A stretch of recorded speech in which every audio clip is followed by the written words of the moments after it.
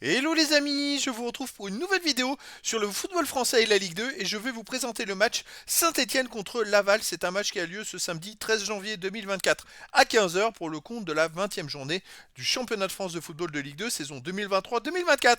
Alors Saint-Étienne c'est le 7e du classement qui reçoit Laval le 4e. Donc dans cette vidéo je vais revenir sur le classement de la Ligue 2 avec les statistiques de ces deux équipes. On verra ensuite le classement des meilleurs buteurs et passeurs de Ligue 2 avec les meilleurs buteurs et passeurs pour ces deux équipes, puis on enchaînera par les 10 derniers résultats de toutes compétitions confondues et les stats, et on terminera par les compos d'équipe et tactiques éventuelles, ce qui nous permettra d'avoir une idée, une tendance à ce match. Pour ceux qui souhaitent voir ce match à la télé, sachez que vous pouvez le voir sur Beansport 1.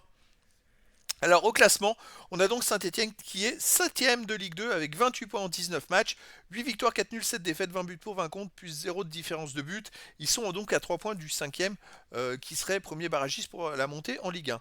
Laval de son côté est 4ème de Ligue 2 avec 34 points en 19 matchs, 10 victoires, 4 nuls, 5 défaites, 21 buts pour 17 contre, plus 4 de différence de but.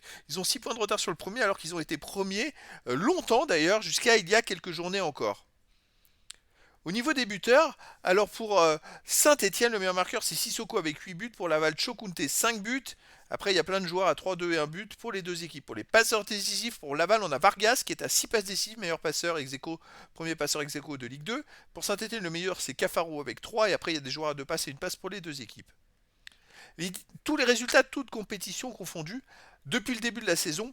Alors, Saint-Etienne, c'est 22 matchs joués. 10 victoires, 4 nuls, 8 défaites, 25 buts pour 21 contre, plus 4 de différence de but. Alors vous voyez, ils ont une mauvaise passe entre la 13e journée et le 8e tour de Coupe de France, où en 7 matchs, ils ont perdu 6 fois. Alors, vous voyez, alors qu'avant, ils restaient quand même sur plus de 10 matchs de suite sans défaite, avec très peu de buts encaissés, beaucoup de victoires de justesse, mais beaucoup de victoires. Et c'est vrai qu'ils ont enchaîné une mauvaise série. Là, ils reviennent avec une série de 2 matchs sans défaite. Chez eux, ils restent sur un 3-2 contre Bastia.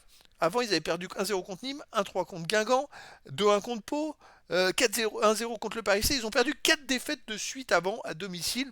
Alors qu'avant, ils avaient fait 2-0, 1-0-0, 2-0. Avant, ils étaient restés 5 matchs sans défaite. Donc c'est très inconstant. Mais là, ils sont peut-être dans une nouvelle dynamique. Laval, de son côté, sur les 14 matchs, sur les 23 matchs joués, 14 victoires, 4 nuls, 5 défaites. 35 buts marqués, 18 encaissés, plus 17 de différence de but. Alors Laval reste sur une belle victoire à Dieppe en Coupe de France 4-0.